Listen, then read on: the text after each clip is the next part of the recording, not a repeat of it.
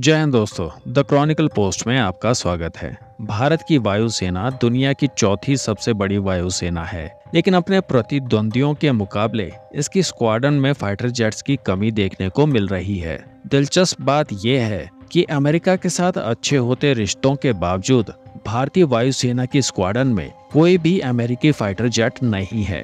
वहीं भारत को अपना कट्टर दुश्मन मानने वाले पाकिस्तान के पास भी अमेरिका के F-16 फाइटर जेट की स्क्वाड्रन है। हालांकि अमेरिका भारत को अपने फाइटर जेट्स बेचना चाहता है, लेकिन भारत ने खुद ही अमेरिकी लड़ाकू विमानों से दूरी बनाए रखी है। लेकिन अब एक बार फिर से अमेरिकी कंपनी लॉकहीड मार्टिन ने अपना F-16 ब्लॉक 70 फाइटर जेट भारतीय वायुसेना को ऑफर किया है और अब ये फाइटर जेट MRFA टेंडर के लिए कम्पीट करेगा। लॉकहीड मार्टिन का कहना है कि उनका F-16 ब्लॉक 70 भारतीय वायुसेना की रिक्वायरमेंट को हर लिहाज से पूरा करने के लिए सबसे बेस्ट ऑप्शन है और उन्हें पूरा यकीन है कि उनका F-16 fighter jet MRFA tender को जीत सकता है, क्योंकि लॉकहीड मार्टिन ने F-16 के ऊपर भारत को कई बड़े बेनिफिट देने का वादा किया है। उनका कहना है कि अगर भारत ने उन्हें MRFA डील के तहत 100 से ज्यादा F-16 का ऑर्डर दिया तो वे लोग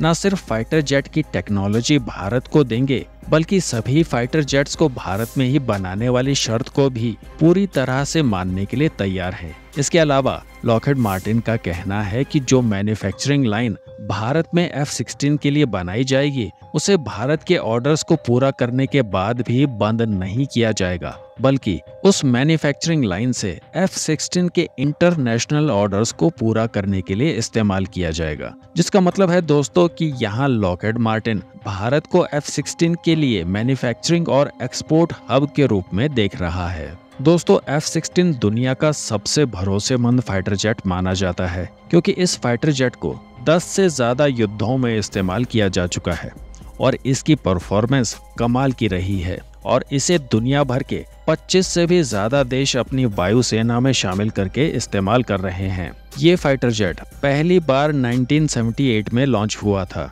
और तब से लेकर अब तक इसके कई अपग्रेडेड वर्जन आ चुके हैं और हर वर्जन के साथ F-16 को एडवांस और बेहतर बनाया गया है और F-16 का ब्लॉक 70 इसका सबसे लेटेस्ट वर्जन है, जो कि लॉकहीड मार्टिन के द्वारा भारत को ऑफर किया गया है। लॉकहीड मार्टिन ने ये भी दावा किया है कि वे लोग भारत को F-16 का कस्टमाइज्ड वर्जन देंगे, ताकि भारत उसमें अमेरिकन वेपन्स के साथ अपने बनाए वेपन्स को भी इस्तेमाल कर सके। इसके अलावा इस फाइटर जेट में AAN APG-83 AESA रडार लगा है, जिसे 5वीं पीढ़ी के F-35 लड़ाकू विमान में इस्तेमाल किया जाता है और L3 Harris ANALQ 254 V1 viper shield electronic warfare system F-16 को और भी ज्यादा डेडली बना देता है।